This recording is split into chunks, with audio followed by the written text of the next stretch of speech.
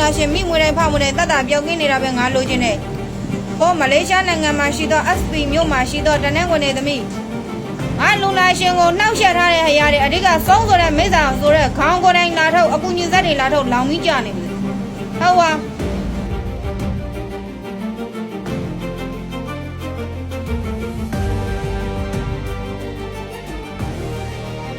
လောက်ထားကြပြီလားဘာဖြစ်လို့လောက်တာတော့အကျဉ်းနဲ့လို့ဘာမကျဉ်းနဲ့တာလဲစီးပွားရေးလားလူမှုရေးလားအိမ်တောင်ရေးလားအိမ်တောင်ရေးဘာပြည့်အောင်လုပ်ကြလဲငါလူနာကိုပြီးတော့စီးပွားပြက်ဘယ်နေရာတွေနာကျင်ကြခဲ့အောင်လုပ်ထားသေးလဲလုပ်ထားနေရတယ်ပုတ်ထုတ်ပေးနိုင်ငံ SP မြို့မှာရှိတော့တနင်္ဂနွေနေ့သမီးတန်းနဲ့ခါတာဝဲချန်